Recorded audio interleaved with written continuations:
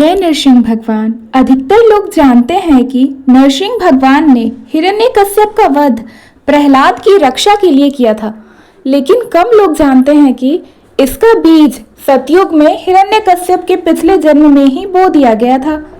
पुराणों में आता है कि हिरण्यकश्यप और उसका भाई हिरण्याक्ष असल में जय और विजय थे, वैकुंठ के द्वारपाल। उन्होंने सनकादिक मुनियों का अपमान किया था और उन्हें 3 जन्मों तक राक्षस योनि में जन्म लेने का श्राप मिला था।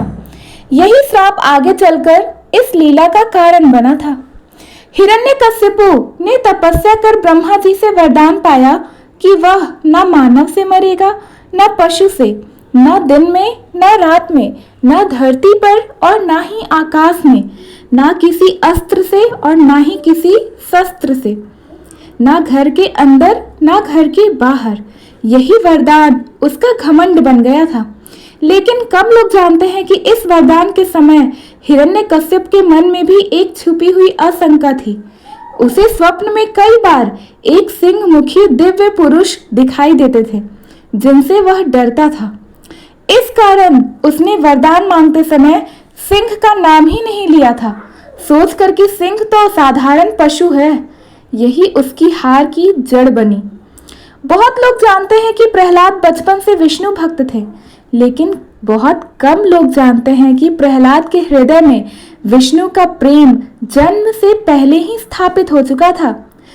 भागवत में गुप्त रूप से वर्णन है कि नारद मुनि ने हिरण्यकश्यप की पत्नी कयाधु को तब उपदेश दिया था जब वह गर्भवती थी और हिरण्यकश्यप तपस्या करने गए थे।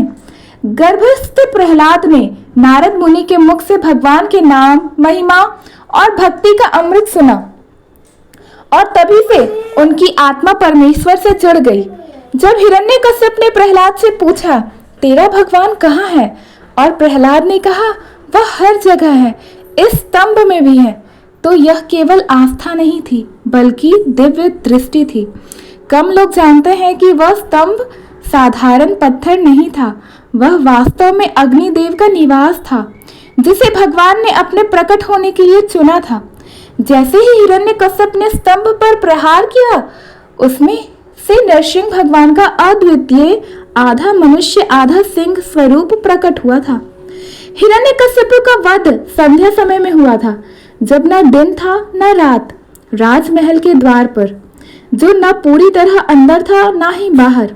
भगवान ने उसे अपनी जांघों पर रखकर मारा, जो न धरती पर था और न ही आकाश में, और अपने नाखूनों से, जो न अस्त्र है और न ही शस्त्र।